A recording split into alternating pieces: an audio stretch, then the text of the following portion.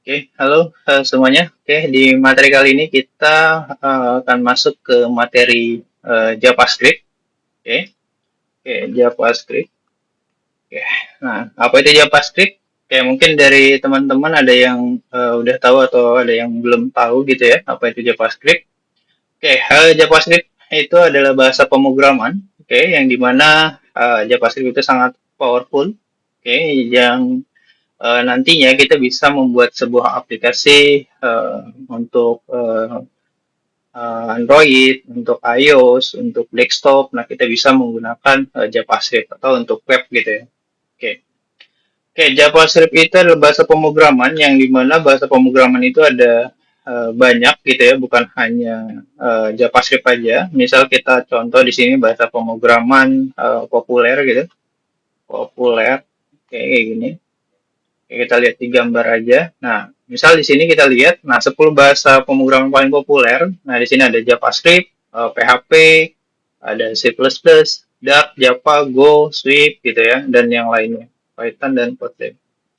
Oke, jadi kenapa kita memilih belajar JavaScript? Nah, karena JavaScript ini tadi kita bisa membuat sebuah aplikasi di Android gitu ya. Kemudian kita membuat aplikasi di web, kemudian kita bisa membuat aplikasi desktop nantinya kayak gitu. Jadi cukup kita mempelajari JavaScript kita sudah bisa membuat di aplikasi di semua platform kayak gitu. Oke, jadi sebelum kita nantinya akan membuat sebuah aplikasi, jadi kita harus tahu dulu di dalam JavaScript itu ada apa aja. Kayak gitu. Jadi kita nggak langsung ngoding nih buat sebuah aplikasi, misal kayak Tokopedia. Nah, kita nggak bakalan kayak gitu. Oke, jadi kita eh, apa namanya kita akan pelajari dulu apa aja yang ada di dalam si JavaScript ini kayak gitu. Nah, misal kalau kita analogikan di kehidupan kita, misal kalau kita ingin membangun sebuah rumah misalnya. Oke, kalau misal kita ingin membangun sebuah rumah, otomatis misal kita sebagai tukang nih. Nah, otomatis kan kita harus tahu dulu misalnya apa nih yang dibutuhkan ketika kita membuat sebuah rumah. Misalnya ada pasir, ada bata kayak gitu ya. Kemudian ada gergaji, kemudian ada yang lain-lain lah kayak gitu. Jadi kita harus tahu dulu dan kemudian kita harus tahu dulu fungsinya untuk apa. Misal pasir fungsinya untuk apa, gergaji fungsinya untuk apa, kemudian tangga fungsinya untuk apa, palu fungsinya untuk apa. Nah, kita harus tahu dulu gitu fungsi-fungsinya itu. Atau misal kalau misalnya kita masak gitu. Misal kita ingin masak nasi goreng gitu. Nah, nasi gorengnya itu kita mau buat seperti apa gitu. Jadi bahan-bahannya juga kita harus tahu dulu. Misal garam ini fungsinya untuk apa. Kemudian nanti sayuran-sayurannya ini juga nantinya kenapa kita harus pakai sayuran-sayuran gitu. Nah, jadi kita harus tahu dulu bahan-bahannya apa aja yang ada di dalam si JavaScript ini. Nah, sebenarnya kalau kalian mempelajari sebuah bahasa pemrograman, sebenarnya itu biar semuanya sama gitu ya. Kalau di bahasa pemrograman itu ada yang namanya variabel, kemudian ada yang namanya tipe data, kemudian ada lagi yang namanya looping, function, kondisi. Nah, itu di semua bahasa pemrograman ada kayak gitu. Jadi kalau misalnya kalian mau mempelajari apa namanya mau ke ngoding gitu atau mau jadi programmer, nah kalian harus fokus dulu di salah satu bahasa pemrograman. Jangan misal kalian udah mempelajari misalnya PHP kayak gitu.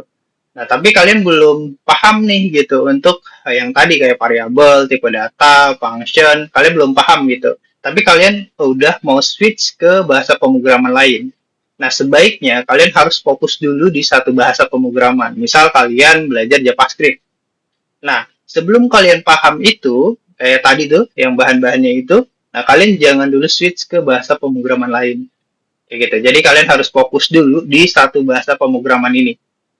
Nanti ketika kalian udah paham kayak tadi tuh variabel, kemudian tipe data, function, looping, segala macam kayak gitu. Kalau kalian sudah paham, ketika kalian mau switch ke apa namanya ke bahasa pemrograman lain itu akan lebih gampang kayak gitu. Jadi kalian harus fokus di satu bahasa pemrograman dulu. Oke, di sini oke ya aja pasti. Oke, apa aja sebelum kita mulai ke materinya? Oke, sebaiknya kalian harus install dulu. Oke, install yaitu Visual Studio Code. Oke, Visual Studio Code ini untuk nanti kita ngoding akan menggunakan Visual Studio Code, yaitu ini. Oke, ini untuk kita ngoding, kita tidak perlu memakai spek yang tinggi gitu ya untuk laptopnya juga. Ya, hanya cukup download Visual Studio Code sama browser, nah itu udah cukup kayak gitu. Nah, kenapa pilih Visual Studio Code? Sebenarnya ada banyak untuk text editor atau kode editor itu sebenarnya ada banyak. Nah, tapi saya sarankan menggunakan Visual Studio Code ya karena di sini gue juga pakai Visual Studio Code ya yang ini. Jadi biar sama aja gitu nanti biar ngikutinya enak kayak gitu. Oke. Ya, Visual Studio Code aja. Kemudian yang kedua yaitu ya browser nanti untuk menjalankan si kodenya nantinya. Kayak gitu. Oke, mungkin itu aja untuk introduction ini. Oke, sampai jumpa di video selanjutnya.